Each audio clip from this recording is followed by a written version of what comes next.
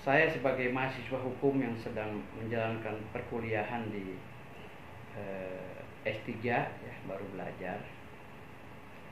Jadi belum doktor kayak Raffi Harun ya. Jadi menanggapi proses persidangan di Mahkamah Konstitusi kali ini tidak begitu kaget lah. Tidak begitu kaget. Kenapa? Karena jawabannya udah tahu saya. Jadi sebelum orang sidang saya udah tahu jawabannya, makanya saya buru-buru pindah ke kubu Pak Prabowo. Karena saya udah tahu jawabannya gitu loh. Jadi sebelum profesor-profesor itu pada sidang di Mahkamah Konstitusi, sebelum Raffi Harun lah, inilah itulah yang katanya jago-jago tata negara, saya udah ada jawabannya gitu. Makanya saya buru-buru loncat ke Prabowo. Gitu. Orang sebagian katanya saya udah paham katanya karena saya dukun. Padahal menganalisa hukum itu mudah. Sangat mudah sekali bagi mahasiswa seperti saya. Sangat mudah sekali ketika kita melihat proses pemilu berjalannya seperti apa. Kita kaji dari mulai awal pendaftaran, lalu kita kaji lagi dari mulai proses sosialisasi para caleg, ya kan? Lalu ada grafik terkait dengan pilpres, siapa saja calon yang begini, yang begitu, dan calon itu cara berkampanyenya seperti apa. Itu akan saya simpulkan. Setahun saja mereka bergerak, saya sudah simpulkan. Berapa partai yang berkoalisi dengan kubu 01, berapa partai yang berkoalisi dengan kubu 02, berapa partai yang berkoalisi dengan 03, itu udah saya simpulkan. Bisa dihitung pakai matematika kok, nggak usah pakai sidang MK. Jadi kita lihat secara normatif aja. Jadi setiap ada pesta demokrasi kita bisa hitung-hitung bagaimana pergerakan mereka ketika mereka melakukan sosialisasi, bagaimana kegiatan mereka partai-partai koalisi ini mengawal suara daripada para calegnya. Kan kita bisa lihat. Jadi barometernya nggak usah se-Indonesia, nggak usah. Kita bisa lihat dari dapil kita aja contohnya. Dapil saya aja, misalnya di NTB kemarin, saya nggak turun ya ke NTB, nggak turun sama sekali. Saya hanya sekali turun waktu saya mencalonkan diri, gitu. Hanya tim saya aja yang jalan. Itu saja, ya, itu saja. Saya bisa menyimpulkan bahwa si ini pasti kalah. Sampai P3 partai saya sendiri nggak masuk parliament threshold, itu saya udah bilang nih P3 pasti kalah, nggak masuk parliament threshold. Saya pastikan, saya bilang. Jadi kunci-kunci itu kita bisa melihat dari situasi keadaannya ya. Situasi keadaan, kalau kata tentara cumemu, cuaca medan musuh. Jadi kita bisa melihat situasinya. Bagaimana gelagat para caleg-caleg, bagaimana mekanisme partai dalam mengkoordinir caleg-calegnya untuk mendapatkan kemenangan. Gitu loh. Saya tanya ke sana, gimana lo, kan kita anggota DPR RI ini kan punya namanya walaupun beda partai ya, punya chemistry, merasa sesama senasib. Misalnya saya kemarin P3, saya nanya kepada PAN, gimana lo bang? Oh iya nih PAN susah nih, begini oh gitu. Terus tanya Golkar gimana bang? Ah Golkar begini, misalnya kan begitu. Itu dari pertanyaan gue ke kawan-kawan aja gue bisa simpulkan bahwa Golkar akan begini. Misal nih, PKS akan begini, P3 akan begini. Itu belum ke MK tuh, baru sosialisasi. Baru di tahap sosialisasi. Lalu di tahap penghitungan suara lagi. Gua tanya lagi. Di tahap penghitungan suara gua tanya lagi. Bagaimana ini?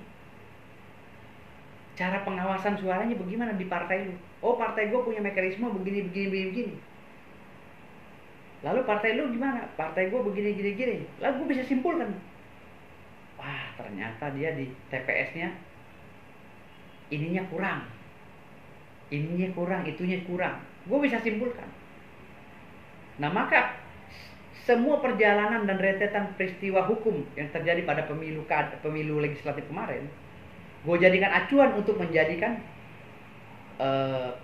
penilaiannya, sebuah penilaian akumulatif ya untuk kontestan di pilpres, gitu loh.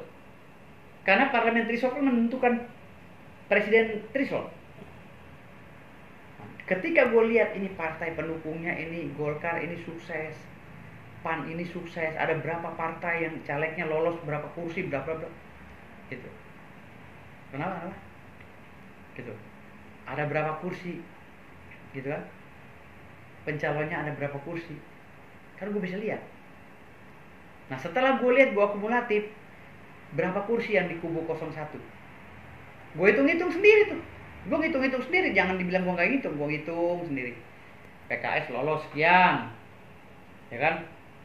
PKB lolos sekian, lalu Nasdem lolos sekian, gue akumulatif. Oh berarti dia parliament thresholdnya sekian. Nah akhirnya tambah lagi nih, ya, tambah lagi 02. Gue lihat dari jumlah partai koalisinya banyak banget, koalisi gemuk, dan partai-partai gajah semua. Setelah parliament threshold, ya, gue akumulatif, ternyata nih suara gajah gede banget di seluruh Indonesia, gitu loh. Kan kita gampang ngontrol nih, walaupun terlepas daripada isu curang atau tidak ya, kita ngontrol si rekap aja deh. Karena si rekap itu kalaupun di persidangan MK kemarin katanya tidak digunakan, tapi itu bisa dijadikan acuan kita loh, akurasinya 60% lah, gitu. Lalu gue akumulatif kan. Tapi lu setuju bang dengan keputusan MK itu? Sangat setuju, karena itu hasil penelitian secara empirik, gitu. Hasil penelitian gue secara empirik tentang pemilu yang berjalan selama setahun ini, pemilu legislatif terutama. Makanya gue hitung nih, krek, wah, udah kandas nih 03. Kan gue bilang gitu, gue buru-buru loncat di P3 kemana nih? Kan gue hitung nih, ya kan? PKS gede juga suaranya ngelawan kubu Prabowo, kacau. PKS bersaing nih, ya kan? PKS, ya kan, itu Nasdem, ya kan, PKB, wah bersaing nih. Gue udah siap-siap loncat nih kemana nih, gue nyelamatin daripada kapal gue tenggelam kan gitu. Kan gue politikus nggak diem, gitu. Ini gue belum berbicara hukum ya, gue belum bicara hukum, baru hitung-hitungan konyol gue, gitu. Jadi gue lihat, ternyata setelah gue akumulasi, yang gede nih suara gemuk Prabowo, parliamentary thresholdnya. Gue bilang mati loh. Kalau parliamentary threshold udah menang begini, ya kan? Tinggal gue kalkulasi lagi. Ini partai yang gemuk sekarang ini yang gabung dengan Pak Prabowo, kemarin di DPR RI berapa kursi sih mereka? Gue jumlahin lagi, gitu loh. PAN, Golkar, Gerindra, ya kan? Partai-partai yang sudah masuk parliamentary threshold, itu gue hitung lagi. Tahun kemarin dia nguasain juga si partai-partai yang ada nih, gitu loh. Makanya ketika ada wacana di DPR kemarin itu ada wacana apa sih, lupa gue. Wacana untuk menyidangkan inilah KPU segala itu, gitu. Ya, gue ketawa gitu. Kok bisa gitu loh? Partai-partai ini yang ketua DPR RI mengusulkan itu, gitu. Walaupun itu dari kubu 03 atau 0 berapa tuh pertamanya. Mengusulkan untuk hak angket. Gue bilang gak mungkin terjadi hak angket, karena efisiensinya untuk pemilu tidak ada, korelasinya pun gak ada, sedikit kalaupun ada, gitu loh. Kalaupun ada sedikit, korelasi gak ada. Makanya gue beri pemahaman, gitu kan, hak angket percuma. Gue hitung-hitung Golkar, PAN, lalu Gerindra dan lain-lain yang koalisi sama Pak Prabowo sekarang, 5 tahun kemarin dia menang juga suaranya. Gue hitung lagi lah, PDIP walaupun dia menguasai parlemen, tapi kan di bawah-bawahnya partai-partai yang hidup maut mati tak segan, ya mati pun segan kan, gitu istilahnya.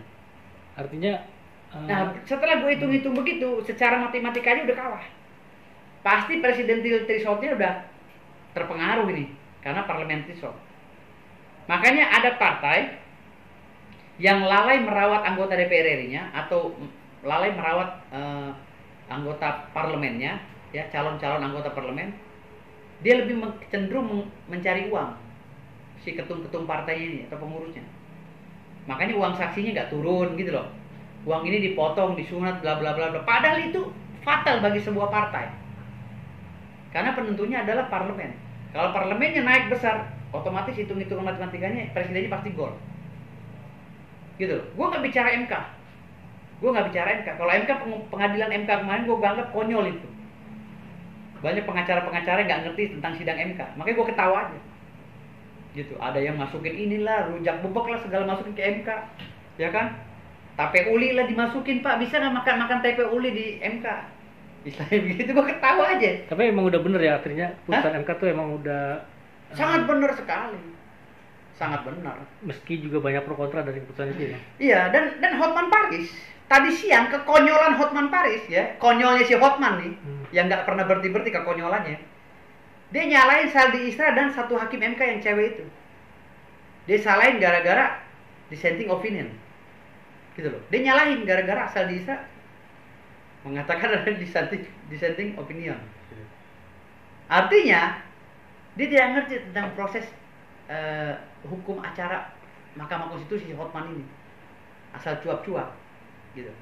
Padahal hakim MK 9 ini ya kan, kalau mereka rapat pasti mereka akan menumbalkan kawannya yang 2 atau 3 ya, kan hakim 9 nih. Agar masyarakat yang kalah tidak begitu kecewa dengan opini atau alibi hukum yang dipaksakan atau dalil hukum dipaksakan. Seperti apa yang dikatakan oleh Hotman Paris. Itu betul, Hotman Paris benar. Tapi kejengkelan Hotman Paris mengarah kepada pribadinya Saldi Isra, profesor. Kenapa? Karena dia mengklaim dia sudah menang dan kecewa terhadap Saldi Isra yang tidak mendukung dalil-dalil hukumnya Hotman Paris. Nggak bisa begitu di MK. Kalau 99 yang mendukung Hotman Paris semua, atau yang lain dianggapnya ini permainan MK. Makanya di-split seperti itu oleh hakim MK. Dibikin seakan-akan ini tidak pro kubu 02, yang 7 ini pro, paham nggak? Gitu loh. Atau yang 5 pro, yang 2-nya abstain, yang 2 lagi pro ke, seakan-akan pro ke lawan yang kalah. Itu teknik hakim, Pak. Dan Hotman tidak mengerti di situ. Makanya kekonyolan Hotman mulai lagi di saat terakhir tadi gitu loh, yang menjatuhkan wibawa 02 kekonyolannya gitu. Kalau gue bilang kegoblokannya kan nggak lucu kalau sekelas Hotman gue katain goblok, maksudnya kekonyolannya gitu. Tapi artinya sukses dong tim pengacara 02 itu sukses artinya. Kesuksesan 02 itu karena ada Pak Yusril. Ya, Pak Yusril dan Bang Bakmi apa tuh? Karena beliau tuh pakar hukum tata negara dua-duanya. Dan track recordnya gue udah baca. Gitu loh. Di samping itu yang lain-lainnya mohon maaf penambah aja. Gitu. Dan juru bicaranya yang berani ngomong cuma Hotman gitu. Walaupun belepotan. Coba kalau gue lebih bagus dari Hotman. Kan gitu, ya. Jadi salah tuh menurut gue pada saat Hotman itu udah tahu dia menang ya, kubu Pak Prabowo menang, kenapa sih nyala-nyalain Saldi Isra sama ibu cewek itu gitu loh, yang hakim itu kan bagian teknik politik hukum. Jadi Hotman ini hanya mempelajari teori hukum, nggak mempelajari politik hukum, sehingga dia asal cuap-cuap menyalahkan hakim. Harusnya berterima kasih kepada MK. Setelah dia menang elegan dong, jangan ngegas terus, ya nggak? Hotman nih tensinya direndahin lagi lah, jangan sampai stroke ya kan. Jadi maksud gua tuh ketika udah tahu 02 menang, tensi direndahin lah, ya kan? Direndahin maksudnya terima kasih Hakim Konstitusi atas kesalahan saya minta maaf. Kami 02 telah menang, mohon maaf jika ada itu yang elok, lebih bijak karena kita udah tahu menang kan. Ketimbang kita nyali apa itu Saldi Isra, saya sudah tahu dari pertama dia pasti dissenting opinion. Apa itu ibu hakim yang itu, yang cewek itu ya, saya sudah tahu, seakan-akan dia mau diakui oleh masyarakat bahwa Hotman itu pinter. Padahal mah, mohon maaf, tanda tanya. Pinter tapi tanda tanya, mohon maaf. Iya, gue sebagai mahasiswa hukum ini kan gue melihat, ya kan? Gue melihat dari awal, matematika aja udah kalah. Kubu 02 1 tambah 1 itu 2. Sementara kubu 01 sama 03 1 tambah 1 0, hilang atunya gitu loh. Gitu. Paham nggak? Dari hitung-hitung matematika aja gue udah bisa simpulkan bahwa ini pasti kalah. Makanya ketika ini berjalan nih penghitungan suara, walaupun gue lagi nyalek kemarin, gue loncat Pak. Loncatnya gue bukan berkhianat ya. Gue mengajak pendukung-pendukungnya 01 atau 03 agar tidak melakukan anarkisme. Gitu loh. Tujuan gue agar tidak melakukan propaganda atau provokasi di lapangan. Udahlah, ini hitung-hitungannya kalah kok. Jangan pada ribut, yuk kita dukung yang menang. Gitu loh, dari awal. Ditambah lagi di persidangan banyak yang konyol, gitu loh. Segala tahu uli lah, rujak bebek dimasukin ke MK. Yang nggak ada kaitannya dengan Mahkamah Konstitusi. Gitu. Sebenarnya MK ini peraturannya sangat mudah sekali dan nggak ribet. Tetapi karena orang-orang yang so pinter jadi pada ribet. MK itu simple. Ya, kalau gue nih, ya gue jadi pengacaranya. Kalau saat debat, mana buktinya Pak? Mana surat saksinya Pak? Saksinya di mana Pak? Berapa orang Pak? Mana rekomendasi dari Bawaslu Pak? Yang menyatakan bahwa kubu 02 bermain money politik. Contohnya ya.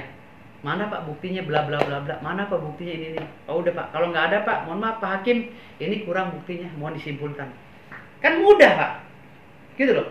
Nggak perlu harus waduh manggil saksi ahli dari Amerika yang lagi tidur siang dipanggil kemari. Nggak ada kaitannya. Kalau udah sengketa pemilu di MK, yang ditanya itu adalah mana laporan lu di Gakumdu tentang pelanggaran hukum seorang calon. Ya, siapa yang melanggar? Kubu mana yang melanggar?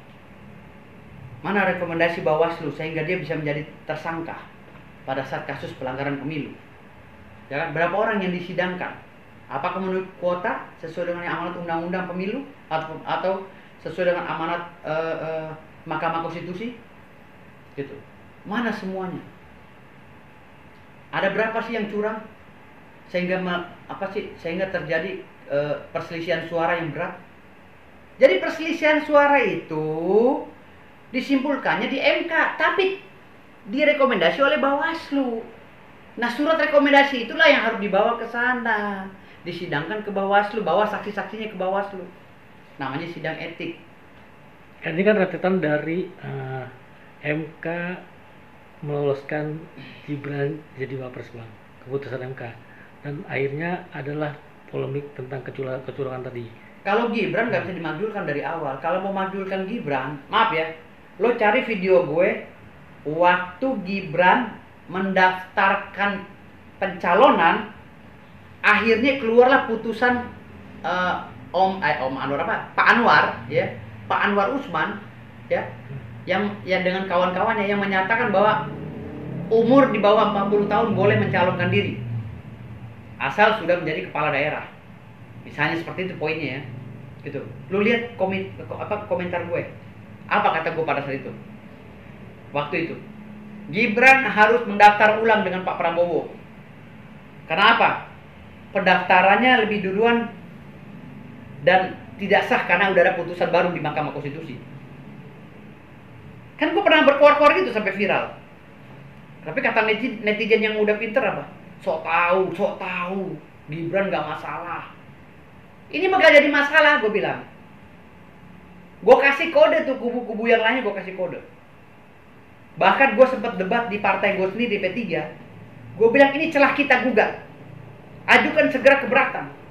Gue pernah ngomong sama salah satu senior di P3. Katanya apa? Ah, kamu tahu apa sih? Mahasiswa. Gue bilang ini celah Pak. Cepat ajukan gugatan, Gibran patah nih. Kalau kita PT UN nih. Gitu.